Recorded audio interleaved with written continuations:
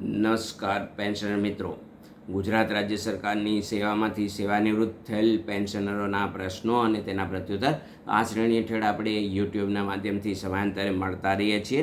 એ જ શ્રેણીના આજે 56મા એપિસોડમાં મિત્રો આપને મળવાનો આનંદ, વિશેષ આનંદ એટલા માટે છે કે હવે આપણી આ શ્રેણી માત્ર આપના પ્રશ્નો અને તેના પ્રત્યુત્તર પૂરતી સીમિત રાખવાને બદલે પેન્શનના સંદર્ભમાં ગુજરાત રાજ્ય સરકારના કર્મચારીઓ પેન્શનરોના પેન્શનના સંદર્ભમાં વિશેષ કોઈ જાણકારી હોય, માહિતી હોય અથવા અગત્યનો સંદેશ હોય તો એ પણ આપને પૂછવાની જરૂર ન પડે એ પહેલાં જ આપની સમક્ષ રજૂ કરવા માટેનો પણ એક ઉપક્રમ અહીંયા શરૂ કરેલો છે. એ શ્રેણીમાં આજે આપને મળવા માટે ફરીથી પાછો આપની સાથે ઉપસ્થિત છું. આપનું માર્ગદર્શક મિત્ર નરેન્દ્ર વિઠલાણી, નિવૃત્ત અધિક તિજોરી અધિકારી, પેન્શન ચૂકવણા કચેરી, રાજકોટ. મિત્રો, આપ સૌ જાણો છો કે આ સમય એટલે કે મે માસથી શરૂ થયેલો સમય, મે, જૂન અને જુલાઈ આ 3 માસ આપણી વાર્ષિક હયાતી ખરાઈ કરવા માટેના નિયત કરાયેલા માસ છે. મારા આ અગાઉના વિડીયોમાં 1 મેના રોજ જે પ્રસિદ્ધ કરવામાં આવેલો હતો એમાં મેં આપને જાણકારી આપેલી હતી કે આપનું વાર્ષિક હયાતી ખરાઈ કરવા માટેનો આ 3 માસનો સમયગાળો છે. એ સમય દરમિયાન આપણે પોતાની વાર્ષિક હયાતી ખરાઈ કરાવી લેવી.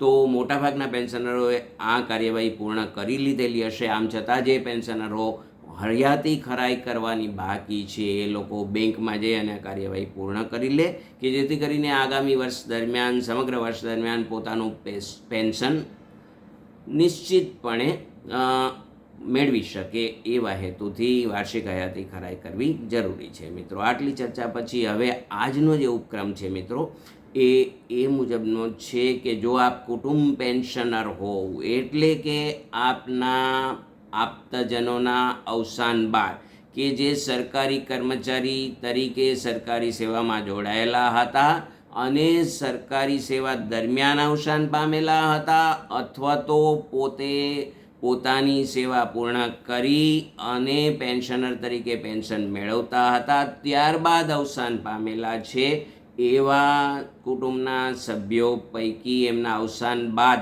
જો હવે તમે કુટુંબ પેન્શન મેળવતા હો તો કુટુંબ પેન્શનરોએ પોતાના વાર્ષિક હયાતી ખરાઈના સમય દરમિયાન જ અલગથી વિવિધ પ્રકારના પ્રમાણપત્રો રજૂ કરવાના થાય છે. આ પ્રમાણપત્રો કયા નમૂનામાં, ક્યારે અને ક્યાં રજૂ કરવા એ અંગે ઘણા બધા કુટુંબ પેન્શનરોના મનમાં થોડી અસમંજસતા હોય છે. મિત્રો, કુટુંબ પેન્શનર તરીકે મારા યુટ્યુબના માધ્યમથી જો આ વિડીયો આપ સાંભળતા હોવ તો આપ બરાબર યાદ રાખી લો, અથવા તો જો આપ પોતે પેન્શનર હોવ અને આપના ધ્યાનમાં જો આસપાસના આપના વર્તુળમાં કોઈ આવા કુટુંબ પેન્શન મેળવતા હોય તો એમને પણ આ જાણકારી આપો. એવા હેતુથી આજના એપિસોડમાં આપણે વિશેષ ચર્ચા કરીએ છીએ. મિત્રો, તો કુટુંબ પેન્શન માટેની આટલી વિગતો બરાબર સમજી લઈએ. ગુજરાત રાજ્ય સરકારશ્રીએ પોતાના કર્મચારીઓ માટે 1972થી કુટુંબ પેન્શન યોજના શરૂ કરેલી છે. આ કુટુંબ પેન્શન યોજના હેઠળ જે કુટુંબ પેન્શન માટે પાત્રતા ધરાવે છે એવા જે કુટુંબના સભ્યો છે એ અંગેની આપણે ક્રમશઃ ચર્ચા કરીએ અને એમને કયા પ્રમાણપત્રો રજૂ કરવા છે એ અંગેની વાત કરીએ. તો આ અંગે સૌથી પહેલાં જે પ્રથમ ક્રમાંકે કુટુંબ પેન્શન મેળવવા માટે પાત્રતા ધરાવનાર કુટુંબના સભ્યો છે એમાં સૌથી પહેલું જે પાત્રતા ધરાવનાર વ્યક્તિ છે એટલે પતિ અથવા પત્ની. તો આને આ રીતે આપણે સમજીએ કે જો આપના આપ્તજન એટલે કે સરકારી સેવામાં જોડાયેલા જો સ્ત્રી કર્મચારી હોય એના અવસાન બાદ આપ એના પતિ તરીકે કુટુંબ પેન્શન મેળવતા હો તો, અથવા તો જો સેવામાં પુરુષ કર્મચારી હોય અને એમના પત્ની તરીકે આપ કુટુંબ પેન્શન મેળવતા હો તો આ બંને પ્રકારના કુટુંબ પેન્શનરો એટલે કે પતિ અથવા પત્ની એવી રીતે આપણે ઓળખીએ. તો આ પતિ પત્નીએ જે પોતાના હયાતી ખરાઈ ઉપરાંત જે પ્રમાણપત્ર રજૂ કરવાના છે આ પ્રમાણપત્ર માટેની ચર્ચા આવી છે. પહેલી વાત કે પતિ અથવા પત્નીએ માત્ર ને માત્ર હયાતી ખરાઈ ઉપરાંત એક પ્રકારનું પ્રમાણપત્ર તિજોરી અધિકારી સમક્ષ રજૂ કરવાનું છે.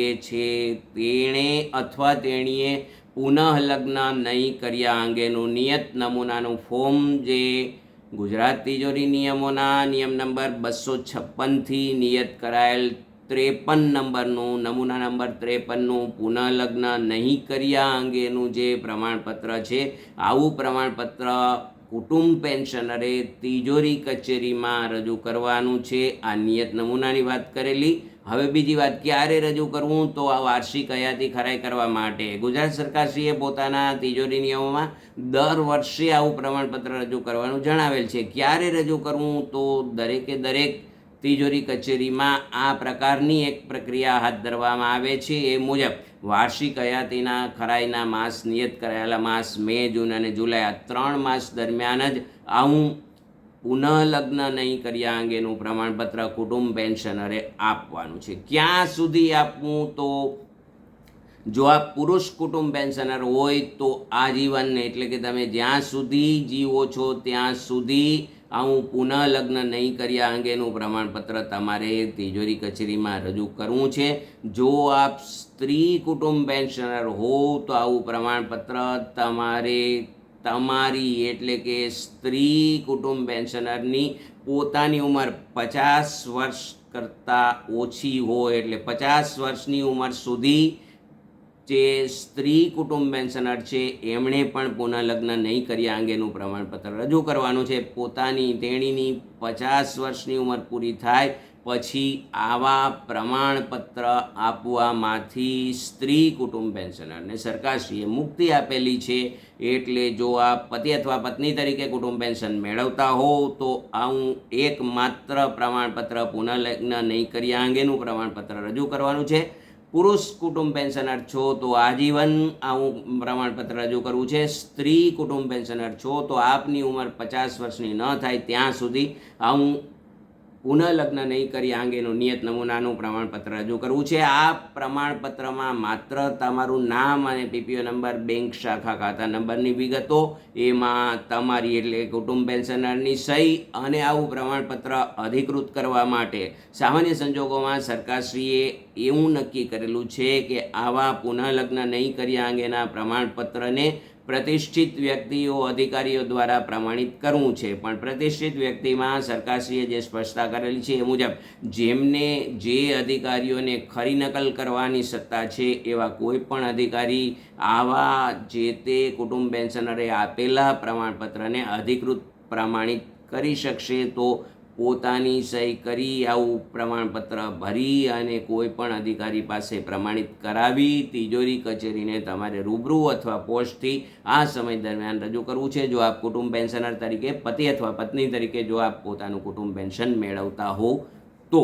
આ વાત થઈ પતિ અથવા પત્નીએ કુટુંબ પેન્શનર તરીકે રજૂ કરવાના પ્રમાણપત્ર અંગેની. મિત્રો, આવા નિયત નમૂનાનું પ્રમાણપત્ર એટલે કે પુનઃલગ્ન નહીં કર્યા અંગેનું ફોર્મ નંબર, નિયત નમૂનાનું નમૂના નંબર 53નું ફોર્મ જો આપની પાસે ઉપલબ્ધ ન હોય તો આપની તિજોરી કચેરીનો સંપર્ક સાધી ત્યાંથી આ પ્રમાણપત્રનો નમૂનો મેળવી શકો છો. અથવા તો મારા મોબાઈલ નંબર 9824488667 ઉપર જો આપ મને જણાવશો તો હું આપને આ નિયત નમૂનાનું ફોર્મ આપના મોબાઈલમાં વોટ્સએપના માધ્યમથી પણ મોકલી આપીશ. તો આ નિયત નમૂનાનું પ્રમાણપત્ર એક વખત મેળવી અને એની ઝેરોક્સ નકલ કરાવી અને રાખો, જેથી કરીને દર વર્ષે તમારે આવું પ્રમાણપત્ર રજૂ કરવાનું છે. કારણ કે આજીવન તમારે આવું પ્રમાણપત્ર રજૂ કરવાનું છે. જો આપ પુરુષ કુટુંબ પેન્શનર હોવ તો, સ્ત્રી કુટુંબ પેન્શનર હોવ તો 50 વર્ષની ઉંમર પૂરી ન કરો ત્યાં સુધી રજૂ કરવું છે. તો આ સૌથી પહેલાં જે કુટુંબ પેન્શનર તરીકે પતિ અથવા પત્ની, ત્યાર પછી પતિ અથવા પત્ની ન હોય અથવા તો એ પાત્ર ન બનતા હોય કુટુંબ પેન્શન માટે, ત્યારે બીજા ક્રમાંકે કુટુંબ પેન્શનર તરીકે કર્મચારી પેન્શનરના સંતાનો એટલે પુત્ર અથવા પુત્રી કુટુંબ પેન્શન મેળવવા માટે પાત્રતા ધરાવે છે. પરંતુ આવા જે પુત્ર અથવા પુત્રી છે એના માટેની જે પાત્રતા માટેની શરતો બરાબર સમજી લેજો. આવા સંતાનો પોતાની 25 વર્ષની ઉંમર પૂર્ણ ન કરે ત્યાં સુધી જ. બીજી શરત, આવા સંતાનો લગ્ન ન કરે ત્યાં સુધી જ. અને ત્રીજી શરત, આવા સંતાનો પોતાને મળતા કુટુંબ પેન્શન અથવા મળવાપાત્ર થતા કુટુંબ પેન્શનની મૂળ રકમ વત્તા એના ઉપર નિયત દરે મોંઘવારી ભથ્થું, આ બંને રકમનો સરવાળો જેટલો થાય એટલી રકમ કરતાં પેન્શન સિવાયની અન્ય આવક આ રકમ કરતાં વધતી ન હોય પોતાની અન્ય આવક, ત્યાં સુધી જ આવા સંતાનો કુટુંબ પેન્શન મેળવવા માટે પાત્રતા ધરાવે છે. 1, 25 વર્ષની ઉંમર સુધી, 2, લગ્ન ન કરે ત્યાં સુધી, અને 3, એની આવક પોતાને મળતા પેન્શન કરતાં વધારે ન હોય ત્યાં સુધી આવા સંતાનો કુટુંબ પેન્શન મેળવવા માટે પાત્રતા ધરાવે છે. આવા સંતાનોએ રજૂ કરવાના પ્રમાણપત્ર અંગે બરાબર સમજી લેવું છે. એમને 2 પ્રકારના પ્રમાણપત્રો રજૂ કરવા છે. 1, પહેલું આવક અંગેનું પ્રમાણપત્ર, એટલે કે સરકારશ્રીએ નક્કી કરેલા સક્ષમ સત્તાધિકારીઓ એટલે કે મામલતદારશ્રી, તાલુકા વિકાસ અધિકારીશ્રી અથવા તલાટી મંત્રીશ્રીઓને આવકનું પ્રમાણપત્ર ઇસ્યુ કરવા માટેની સત્તા સરકારશ્રીએ આપેલી છે. એમની પાસેથી આવક અંગેનું પ્રમાણપત્ર, આવકનું પ્રમાણપત્ર એટલા માટે કે એ પાત્રતા ધરાવવા માટેની શરત છે કે એમને જે પેન્શન મળે છે એના કરતાં અન્ય આવક આ પેન્શનની રકમ કરતાં વધતી નથી. એ નક્કી કરવા માટે તિજોરી કચેરીમાં આવું આવકનું પ્રમાણપત્ર રજૂ કરવું છે. તો આવું આવકનું પ્રમાણપત્ર આમની પાસેથી મેં અગાઉ જણાવ્યા મુજબ જે રેવન્યુ ઓથોરિટીઓ છે એમને આવકનું પ્રમાણપત્ર ઇસ્યુ કરવાની સત્તા છે. એમની પાસેથી મેળવેલું આવું નિયત નમૂનાનું આવકનું પ્રમાણપત્ર આવા સંતાનો જે 25 વર્ષથી ઓછી ઉંમર ધરાવે છે અને લગ્ન નથી કરેલા એવા સંતાનોએ દર વર્ષે તિજોરી કચેરીમાં આ સમય દરમિયાન એટલે કે મે, જૂન, જુલાઈ આ 3 માસ દરમિયાન આવું એક આવકનું પ્રમાણપત્ર રજૂ કરવું છે. અને બીજું પ્રમાણપત્ર આવા સંતાનોએ લગ્ન નહીં કર્યા અંગેનું, કારણ કે લગ્ન કરશે તો એ કુટુંબ પેન્શન મેળવવા માટે આવા સંતાનો પાત્રતા ધરાવતા નથી. એટલે આવા સંતાનોએ લગ્ન નહીં કર્યા અંગેનું પ્રમાણપત્ર જે મેં અગાઉ રજૂ કરેલું પતિ પત્ની માટેનું નિયત નમૂના નંબર 53 એ પુનઃલગ્ન અથવા લગ્ન નહીં કર્યા અંગેનું પ્રમાણપત્ર સરખું જ છે. એટલે 53 નંબરનું જે આ લગ્ન નહીં કર્યા અંગેનું પ્રમાણપત્ર પણ આવા સંતાનોએ રજૂ કરવું છે. એમને પોતાની વિગતો એમાં ભરવી છે અને પોતાની સહી કરી અને આવા પ્રમાણપત્રને મેં અગાઉ રજૂઆત કરેલી એ મુજબ અધિકૃત કરનાર સક્ષમ સત્તા અધિકારી દ્વારા પ્રમાણિત કરી અને આવું પ્રમાણપત્ર પણ તિજોરી કચેરીમાં રજૂ કરવું છે. એટલે જો આપ સંતાનો તરીકે કુટુંબ પેન્શન મેળવતા હો, એટલે કે આપના માતા અથવા પિતાના અવસાન બાદ સંતાન તરીકે જો આપણે કુટુંબ પેન્શન મેળવતા હોવ તો એમણે આવા 2 પ્રકારના, એક આવકનું પ્રમાણપત્ર અને બીજું લગ્ન નહીં કર્યા અંગેનું પ્રમાણપત્ર રજૂ કરવાનું છે. ત્યાર પછી 3જા ક્રમાંકે કુટુંબ પેન્શન મેળવવા માટેની પાત્રતા ધરાવનાર કુટુંબના સભ્યો એટલે કર્મચારી પેન્શનરના માતા અથવા પિતા, એમની પાત્રતા માટેની શરત આટલી છે, બરાબર સમજી લેવું છે. માતા અથવા પિતા, એમાં સૌથી પહેલાં માતા, અને માતા પાત્રતા નહીં ધરાવે પછી પિતા.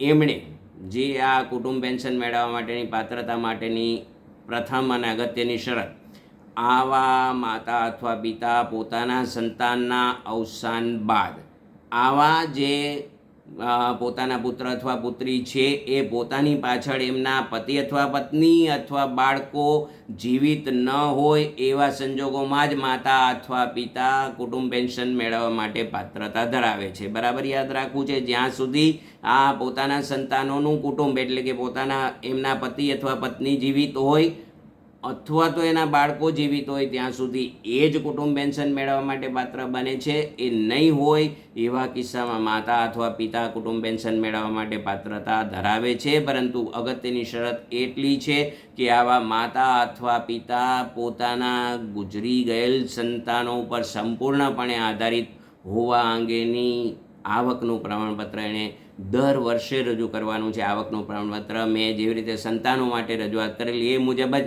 સક્ષમ સત્તાધિકારી, રેવન્યુ ઓથોરિટીઓ, તલાટીશ્રીઓ, મામલતદારશ્રીઓ અથવા તાલુકા વિકાસ અધિકારીશ્રી પાસેથી મેળવેલું આવકનું પ્રમાણપત્ર રજૂ કર્યા બાદ જ માતા પિતા દર વર્ષે આવું કુટુંબ પેન્શન પોતાનું ચાલુ રાખવા માટે પાત્ર ધરાવશે.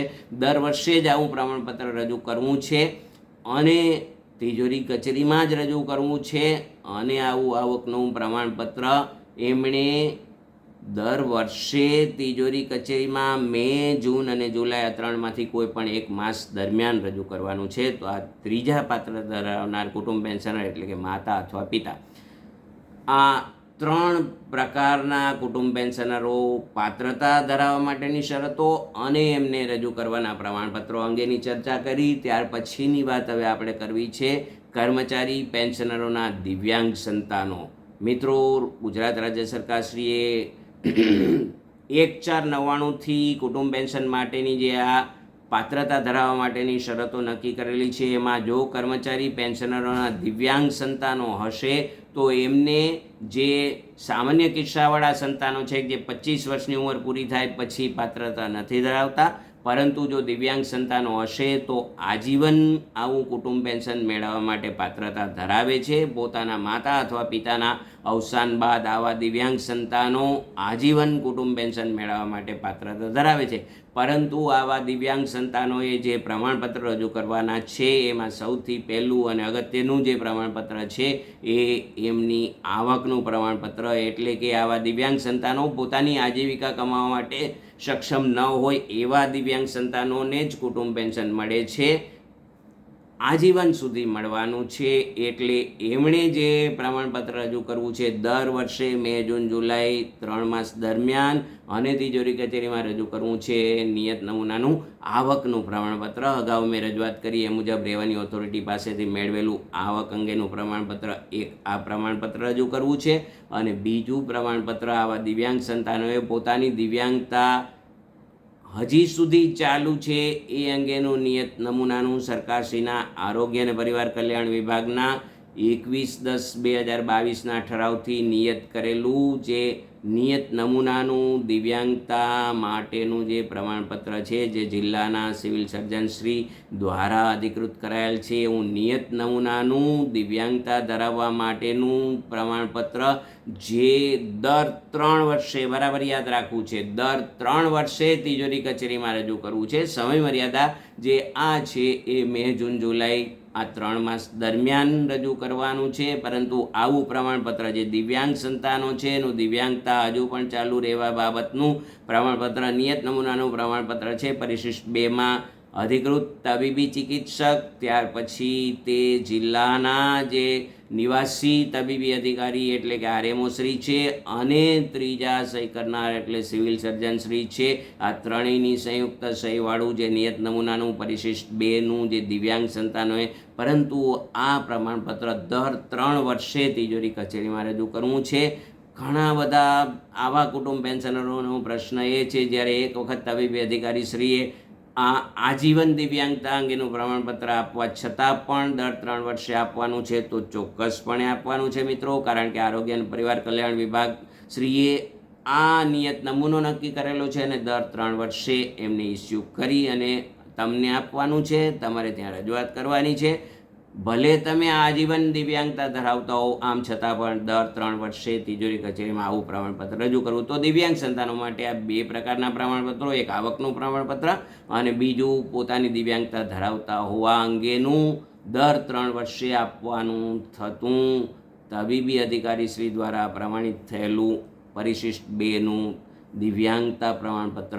આ હતા ત્રીજા પ્રકારના જે દિવ્યાંગ સંતાનો છે એમને રજૂ કરવાના પ્રમાણપત્ર અંગેની ચર્ચા આપણે વાત કરી. તો મિત્રો, પતિ અથવા પત્ની, સંતાનો, માતા પિતા અને દિવ્યાંગ સંતાનો, આ 4 પ્રકારના જે કુટુંબ પેન્શનરો છે એમને રજૂ કરવાના પ્રમાણપત્રો અંગે આપને વિશેષ જાણકારી આપી. આ અંગેના નિયત નમૂનાના પ્રમાણપત્ર અંગે આપ કોઈ પણ સમયે મારો સંપર્ક સાધી શકો છો. આ નિયત નમૂનાનું પ્રમાણપત્ર હું આપને મોકલી આપીશ. એ અંગેની સરળતા આપને આ સાથે ખાતરી આપીએ. મિત્રો, છેલ્લી એક વાત એવી કરી દેવી છે કે ઘણા બધા પેન્શનરોના પુત્રી, વિધવા પુત્રી, ત્યક્તા પુત્રી અથવા અપરિણિત પુત્રીઓ ઘણી વખત એવી રજૂઆત કરે છે અથવા તો પૃચ્છા કરે છે કે અમે અમારા માતા પિતાની સેવા આજીવન સુધી કરીએ છીએ તો અમને અમારા માતા પિતાના અવસાન બાદ એમનું કુટુંબ પેન્શન માટેની પાત્રતા, ભલે અમારી ઉંમર 25 વર્ષ કરતાં વધારે હોય તો પણ પાત્રતા ધરાવતા હોય તો અમને કુટુંબ પેન્શન મળવું જોઈએ. તો આ અંગે કેન્દ્ર સરકારશ્રીએ આવી યોજના સ્વીકારેલી છે. રાજ્ય સરકારશ્રીએ આ અંગે આવી યોજના હાલના તબક્કે સ્વીકારેલી નથી. આ અંગેની ઘણી બધી રજૂઆતો વિવિધ કર્મચારી મંડળો અને પેન્શનર મંડળો દ્વારા સરકારશ્રીમાં કરવામાં આવેલ છે, પરંતુ હાલમાં આ અંગેની જોગવાઈ નથી. જો આપ પોતાના માતા પિતાના વિધવા, ત્યક્તા અથવા અપરિણીત પુત્રી હોવ તો આપના માતા પિતાના અવસાન બાદ આપની ઉંમર 25 વર્ષ કરતાં વધારે થાય પછી કુટુંબ પેન્શન માટે હાલના તબક્કે આપ પાત્રતા ધરાવતા નથી. ભવિષ્યમાં સ્વીકારાય આપની જે આ માંગણી છે ત્યારની વાત અલગ છે. અત્યાર પૂરતી આવા જે પુત્રીઓ છે, અપરિણીત, વિધવા, ત્યક્તા પુત્રીઓ 25 વર્ષની ઉંમર પૂરી થાય પછી એ કુટુંબ પેન્શન માટે પાત્રતા ધરાવતા નથી. આટલી ચર્ચા આજે આપણે આ કુટુંબ પેન્શનરોના સંદર્ભમાં કરી. મિત્રો, આશા છે આપ કુટુંબ પેન્શનર હોવ તો આપની આ વિશેષ જાણકારી આપને હંમેશા માટે ઉપયોગી બની રહેશે, અથવા તો આપ પેન્શનર તરીકે જો આ માહિતી સાંભળતા હોવ અને મેળવતા હોવ તો આપના ધ્યાનમાં આસપાસના વિસ્તારમાં કોઈ આવા કુટુંબ પેન્શનર હોય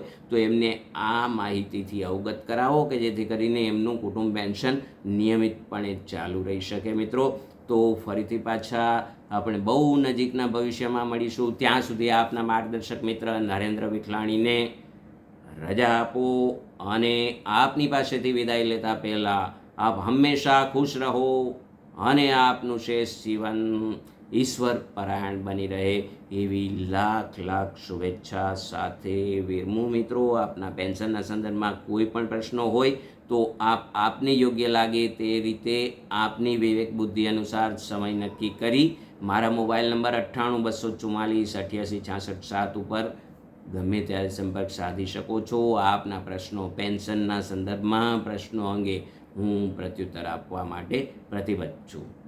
અસ્તુ.